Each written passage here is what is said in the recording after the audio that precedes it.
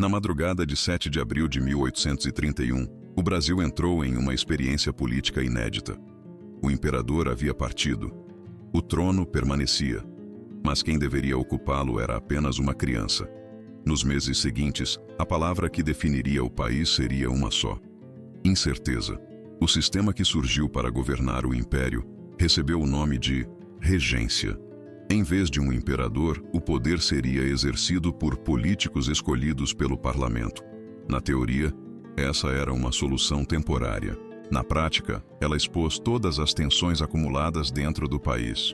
Mas antes de falar sobre o caos que se seguiu, é importante entender como esse sistema foi organizado. Porque sem entender a estrutura, é impossível compreender por que ela colapsou.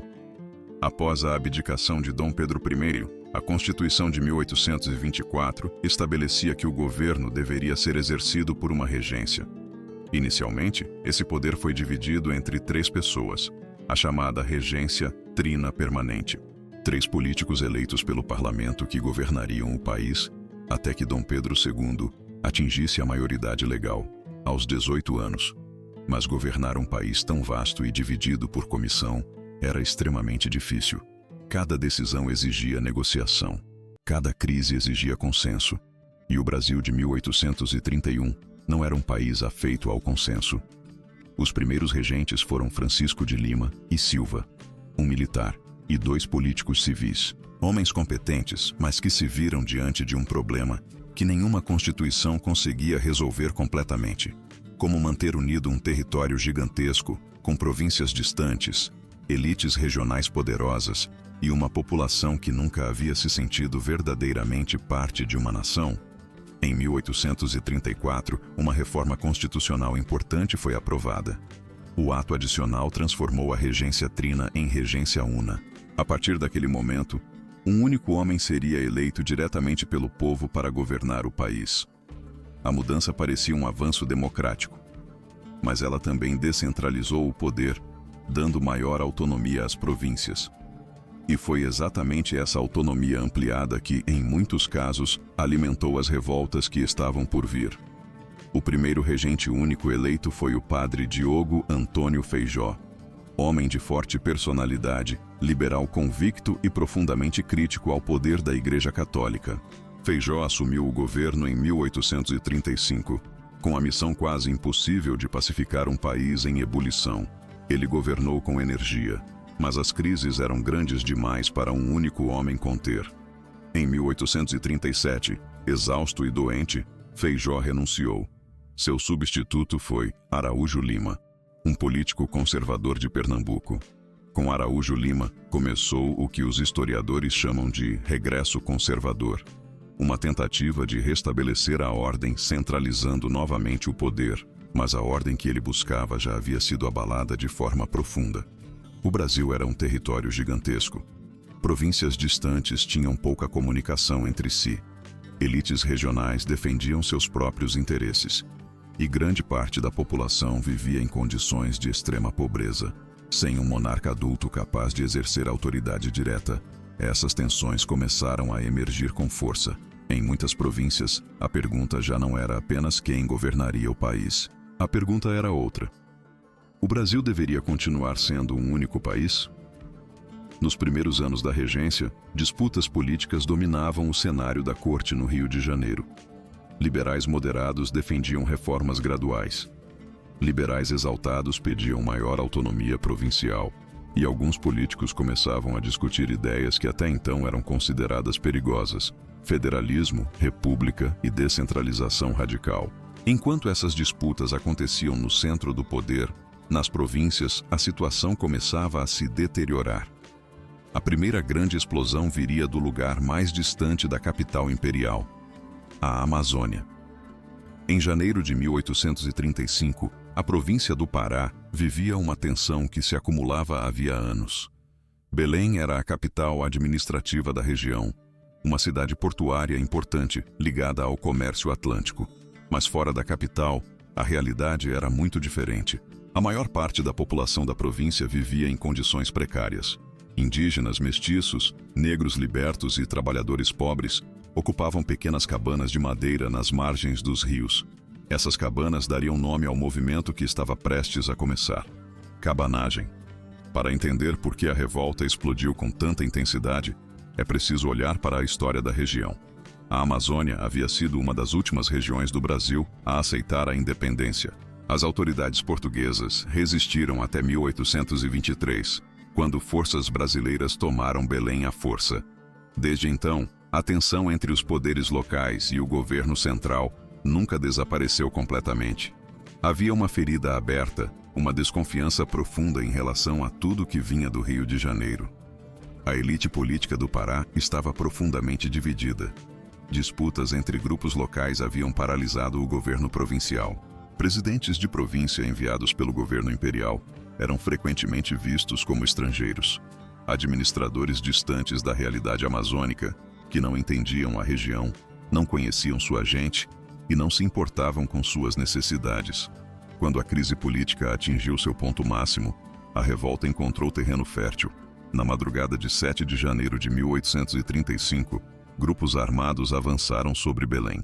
Os insurgentes eram liderados por figuras locais como Félix Clemente Malcher, Eduardo Angelim e Francisco Vinagre, homens que representavam interesses distintos, mas que naquele momento estavam unidos por um objetivo comum: derrubar o governo provincial.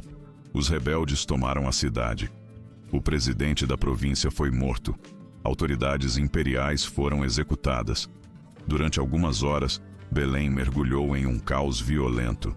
Mas quando o sol nasceu naquele dia, uma coisa estava clara: o poder imperial havia desaparecido da capital. Pela primeira vez desde a independência, uma província brasileira estava efetivamente fora do controle do governo central. O governo cabano que se formou em seguida foi instável. As lideranças do movimento divergiam entre si. Alguns defendiam negociação com o império. Outros queriam romper completamente com o governo central. As disputas internas logo começaram. Malcher, inicialmente reconhecido como líder do novo governo, tentou negociar com o império. Isso foi visto como traição por outros cabanos. Pouco tempo depois, ele seria morto por seus próprios aliados. A revolução devorava seus próprios líderes. Mesmo assim, durante meses, a província permaneceu sob controle rebelde. Belém chegou a ser governada por Eduardo Angelim, um jovem líder cabano que assumiu o comando da cidade. Angelim tinha menos de 30 anos. Era filho de um imigrante cearense e representava exatamente o tipo de figura que a revolta havia colocado no poder: homens das margens da sociedade colonial, que nunca deveriam ter chegado ao centro do poder, mas que chegaram. Mas o império não poderia aceitar aquela situação. No Rio de Janeiro, a notícia da revolta causou alarme. Uma província inteira havia escapado do controle imperial. A resposta seria militar. Navios de guerra foram enviados. Tropas foram deslocadas para a região. A campanha para retomar o Pará foi longa e brutal. Combates ocorreram em rios, vilas e florestas. Os cabanos resistiram com ferocidade. Mas o império possuía recursos muito superiores. Gradualmente, as forças imperiais retomaram território. Belém foi reconquistada. E então começou a fase mais sombria da guerra. A repressão foi devastadora. A estimativa de mortos varia entre os historiadores, mas muitos concordam que de 30 a 40 mil pessoas morreram, em uma província que possuía cerca de 100 mil habitantes. Foi uma tragédia humana em escala gigantesca, uma das maiores mortandades da história do Brasil, ainda hoje pouco conhecida pela maioria dos brasileiros. Quando a revolta terminou, em 1840, a província do Pará estava devastada. Vilarejos destruídos, população reduzida, economia paralisada. A cabanagem havia demonstrado algo que assustava profundamente o governo imperial. O Brasil não era apenas um país politicamente instável, era também um país socialmente explosivo. E outras províncias estavam prestes a provar isso. Enquanto o norte do império mergulhava no caos da cabanagem, outra tensão começava a crescer em uma das cidades mais importantes do país: Salvador, capital da província da Bahia e uma das maiores cidades do Brasil no século XIX. Ali, a crise não nascia da pobreza rural ou da marginalização social extrema, como no Pará.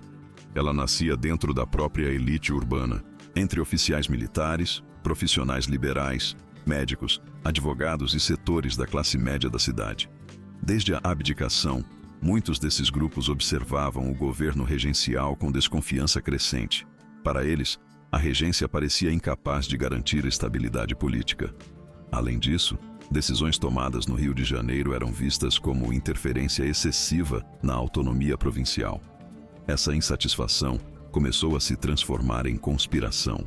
Reuniões discretas aconteciam em casas particulares. Clubes políticos discutiam ideias cada vez mais radicais. E no centro dessas articulações estava um médico, Francisco Sabino Álvares da Rocha Vieira, homem culto, respeitado e profundamente crítico ao governo regencial. Sabino acreditava que a solução para a crise política era simples. Se o imperador ainda era uma criança, então as províncias deveriam governar a si mesmas até que ele atingisse a maioridade. A proposta era ousada: transformar a Bahia em uma república provisória. Uma república que existiria apenas até o momento em que Dom Pedro II pudesse assumir o trono. No dia 7 de novembro de 1837, a conspiração saiu das sombras. Tropas da guarnição local se rebelaram. Edifícios públicos foram ocupados. Autoridades imperiais foram presas. E a cidade de Salvador passou para o controle dos revoltosos. A nova administração proclamou oficialmente a criação de um governo independente. Nascia a República Baiense. Diferente da cabanagem, que havia sido uma revolta profundamente popular, a Sabinada tinha um perfil muito mais urbano e político. Era um movimento articulado por setores médios da sociedade: militares, funcionários públicos, profissionais liberais. Eles acreditavam que estavam salvando a província da instabilidade causada pelo governo regencial. Mas havia um problema fundamental. Grande parte da população não apoiava o movimento. Os grandes proprietários rurais da Bahia temiam qualquer experiência republicana. E talvez mais importante, os líderes da Sabinada cometeram um erro que selaria seu destino. Decidiram excluir os escravizados da revolta. Temendo que uma revolução social escapasse de seu controle, os sabinos evitaram convocar os escravos para a luta. Isso reduziu drasticamente sua base de apoio. O governo imperial reagiu rapidamente. Tropas começaram a cercar Salvador. Navios bloquearam o porto. Durante meses, a cidade permaneceu isolada. Dentro das muralhas urbanas, a situação se deteriorava. Faltavam alimentos. Doenças se espalhavam. A disciplina entre os rebeldes começava a enfraquecer. No início de 1838, o cerco atingiu seu ponto final. As forças imperiais lançaram um ataque decisivo. Os combates nas ruas foram intensos. Casas foram incendiadas. Barricadas foram destruídas. Quando a resistência finalmente colapsou, a repressão foi implacável. Centenas de rebeldes foram mortos. Outros foram presos. Francisco Sabino foi capturado e condenado ao exílio. A República Baiense havia durado poucos meses, mas sua existência demonstrava algo preocupante. Ideias separatistas e republicanas já circulavam abertamente dentro do império. E elas não estavam confinadas a uma única região. Enquanto a Bahia voltava ao controle imperial, outra crise se formava no Nordeste, desta vez no Maranhão. A origem da revolta que surgiria ali era diferente. Ela não começaria com debates políticos em salões urbanos. Ela começaria no interior, entre homens pobres, trabalhadores rurais e artesãos. O Maranhão vivia uma profunda crise econômica.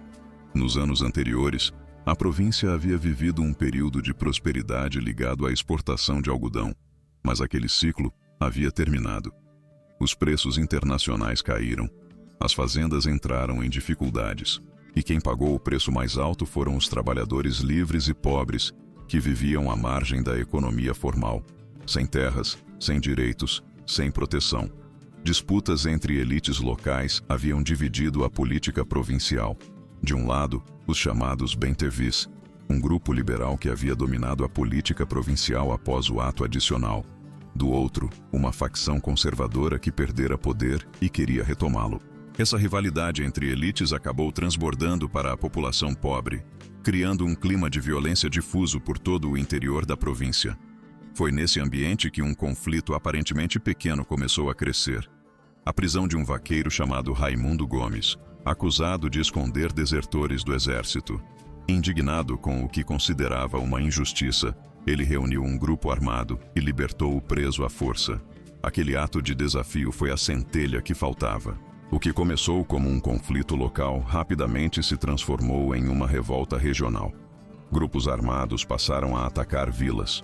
Autoridades provinciais foram expulsas de algumas regiões. Estradas tornaram-se perigosas. A insurreição se espalhava pelo interior do Maranhão como fogo em capim seco. Entre os líderes que emergiram nesse momento, havia um fabricante de cestos de palha, Manuel Francisco dos Anjos Ferreira. Seu ofício era produzir balaios. E foi a partir desse detalhe aparentemente simples que o movimento ganhou seu nome, Balaiada.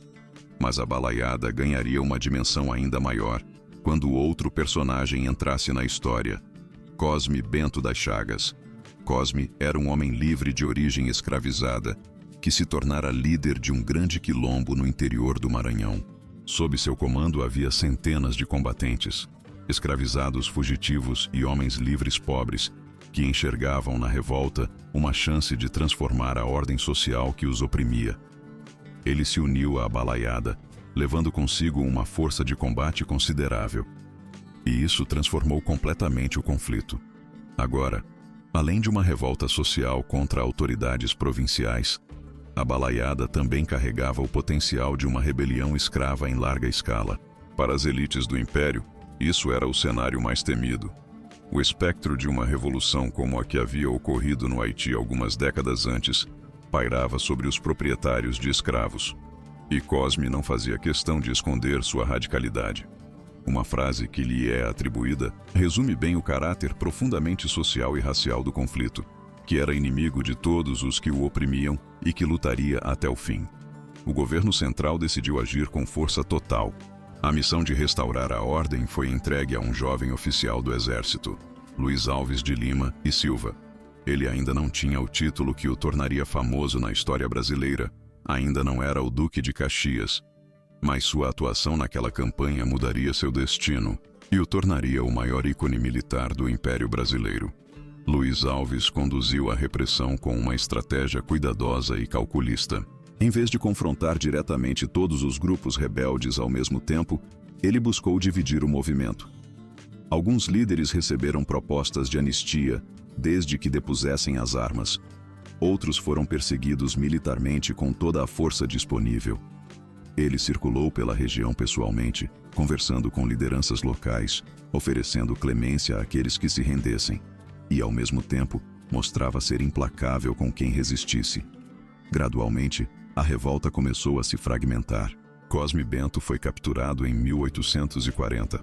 Apesar de ter lutado como aliado dos rebeldes, ele seria julgado separadamente, condenado e executado. Manuel Balaio morreu em combate. Raimundo Gomes se rendeu e recebeu anistia. Em 1841, a balaiada estava oficialmente encerrada, mas o custo humano havia sido alto, milhares de mortos, o interior do Maranhão devastado, e uma lição clara para o governo imperial. As revoltas do período regencial não eram apenas disputas políticas entre elites. Elas carregavam dentro de si uma tensão social profunda. A tensão de um país construído sobre escravidão, desigualdade e exclusão radical de sua maioria. Essa tensão não desapareceria com o fim da balaiada. Ela estava viva, latente, esperando o momento certo para explodir novamente. Enquanto essas revoltas explodiam no norte e no nordeste, o sul do Brasil se preparava para o conflito mais longo e perigoso de todo o período regencial. Uma guerra que duraria quase uma década e que, por muitos anos, criaria um país separado dentro do território brasileiro. No extremo sul do Brasil, uma crise muito mais profunda começava a tomar forma. Diferente das outras insurreições do período regencial, o conflito que surgiria no Rio Grande do Sul não seria breve. Ele duraria quase uma década. E durante esse tempo criaria algo que nenhum outro movimento havia conseguido estabelecer de forma tão clara. Um governo separado, um território que já não se reconhecia como parte do império. A origem dessa revolta estava na economia da região. O sul do Brasil era dominado por grandes propriedades rurais dedicadas à criação de gado. A produção de charque, carne salgada usada para alimentar trabalhadores e escravizados em várias partes do país, era um dos pilares da economia regional. Mas os estancieiros gaúchos enfrentavam um problema crescente.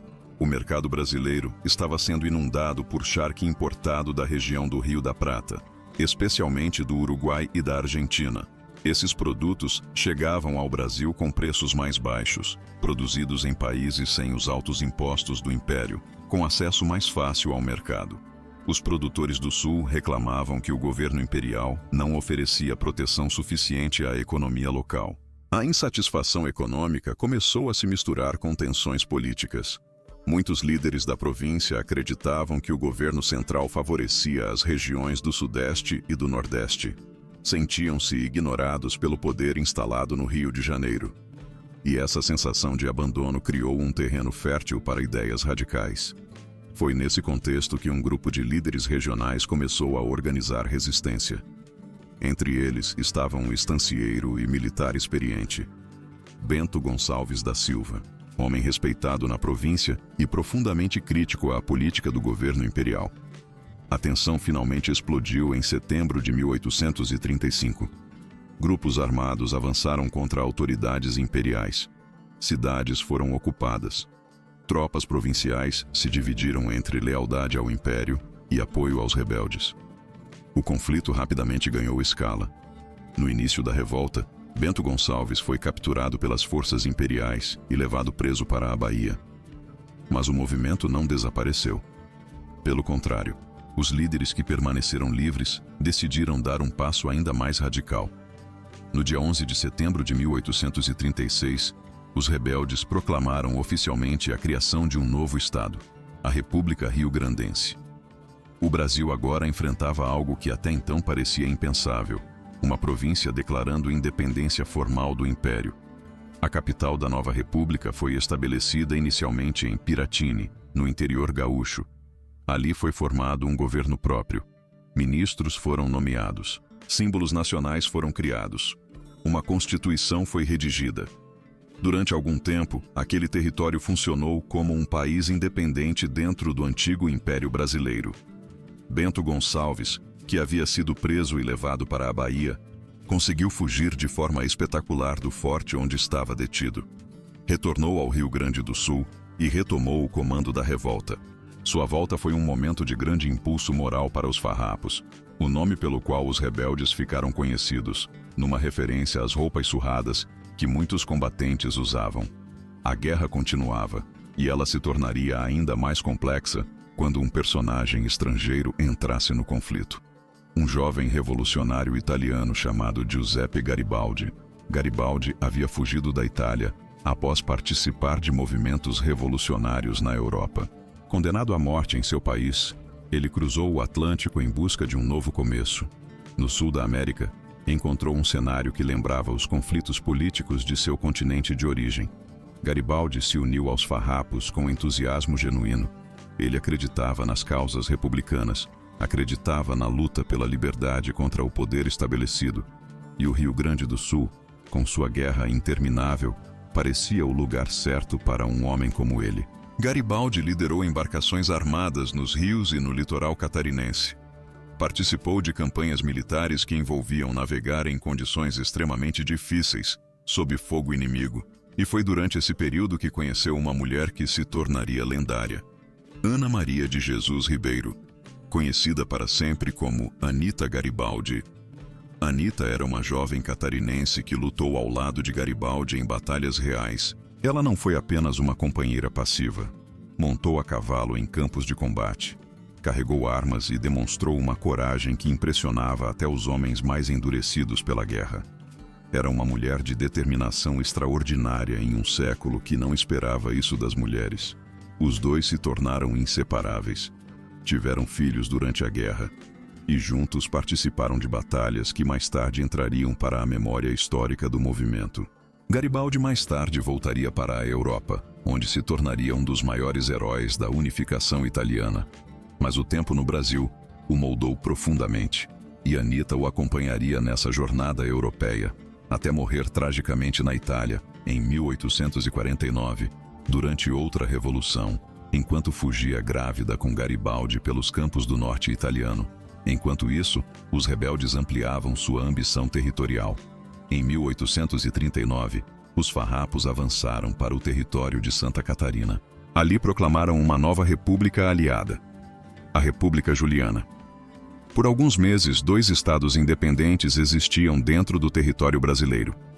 Para o governo imperial, aquilo era uma ameaça existencial. Se outras províncias seguissem o mesmo caminho, o país poderia se fragmentar definitivamente. O Brasil poderia se tornar uma coleção de países menores, como havia acontecido com as antigas colônias espanholas na América do Sul. A guerra continuou por anos. Combates ocorriam nos campos abertos do Sul. Cidades mudavam de controle, exércitos marchavam e recuavam. Mas apesar de sua determinação, os farrapos enfrentavam dificuldades crescentes. Recursos eram limitados. A guerra se prolongava. E o Império, mesmo enfraquecido politicamente, ainda possuía maior capacidade militar e financeira. Gradualmente, o equilíbrio começava a mudar. Mas antes que o conflito encontrasse uma solução definitiva, uma mudança política importante ocorreria no centro do poder, no Rio de Janeiro. A década de revoltas havia deixado marcas profundas no país. Governos regenciais haviam tentado manter a ordem. Mas cada nova crise demonstrava o mesmo problema. A ausência de um imperador adulto criava um vácuo de poder que nenhum regente conseguia preencher. Sem uma figura central capaz de arbitrar disputas políticas e representar a unidade do país, o sistema parecia sempre à beira do colapso. Cada novo regente herdava uma crise que não havia criado e que não tinha poder suficiente para resolver. Entre políticos moderados, começou a surgir uma ideia, uma solução que até pouco tempo antes seria considerada impossível: antecipar a maioridade do imperador. Dom Pedro de Alcântara tinha apenas 15 anos. Pela Constituição de 1824, ele só poderia assumir o trono aos 18. Mas muitos acreditavam que esperar mais 3 anos era um luxo que o país não podia se dar. O movimento pela maioridade antecipada foi liderado pelos liberais. Eles organizaram uma campanha política intensa. Petições foram enviadas ao parlamento. Reuniões foram realizadas em todo o país. E o jovem Pedro, que já demonstrava inteligência e maturidade além de sua idade, concordou em aceitar o trono antes do prazo previsto. Em 23 de julho de 1840, o parlamento tomou a decisão. Dom Pedro II foi declarado maior de idade. No dia seguinte, com 15 anos, ele foi coroado imperador do Brasil. O episódio ficou conhecido como o golpe da maioridade. Era uma solução política, uma manobra que forçava a interpretação da Constituição além de seus limites. Mas funcionou. Com um imperador adulto no trono, o sistema institucional voltou a ter um centro de autoridade claro. Gradualmente, o governo imperial conseguiu negociar ou derrotar as revoltas que ainda permaneciam ativas. No sul, a Guerra dos Farrapos continuaria até 1845, quando um acordo encerrou oficialmente o conflito. O homem responsável pela negociação foi, novamente, Luiz Alves de Lima e Silva, que receberia em seguida o título de barão e depois duque de Caxias. O acordo ficou conhecido como Paz de Poncho Verde. Os rebeldes receberam anistia geral. Algumas de suas demandas econômicas foram atendidas. Os oficiais farrapos foram incorporados ao exército imperial, com as mesmas patentes que possuíam. Foi uma paz honrosa, não uma derrota humilhante. E talvez por isso tenha durado. Quando o período regencial terminou, o Brasil havia sobrevivido a uma década extremamente perigosa. Revoltas regionais, guerras internas, experimentos republicanos, províncias que chegaram a se declarar independentes. Em muitos momentos parecia possível que o país seguisse o mesmo caminho de fragmentação que havia ocorrido em grande parte da América Espanhola. Mas isso não aconteceu. O Brasil permaneceu unido. E sob o governo de Dom Pedro II, o Império entraria em um período de estabilidade política relativamente longo. Um reinado que duraria quase 50 anos. Mas essa estabilidade tinha sido conquistada após uma década de crises. Uma década em que o Brasil realmente correu o risco de deixar de existir como uma única nação. E talvez seja exatamente por isso que o período regencial continua sendo um dos capítulos mais fascinantes da história brasileira. Porque ele mostra algo que muitas vezes esquecemos. A existência de um país não é inevitável. Ela é resultado de decisões políticas, conflitos e escolhas feitas por pessoas reais em momentos de profunda incerteza. O Brasil que existe hoje poderia ter sido muito diferente. Poderia ter se dividido, poderia ter desaparecido. Mas, contra todas as probabilidades, sobreviveu. E a história dessa sobrevivência começou exatamente naquele momento em que o trono ficou vazio, quando um menino de 5 anos herdou um império em crise. E um país inteiro teve que descobrir se conseguiria continuar existindo. Se você chegou até aqui, provavelmente percebeu algo importante.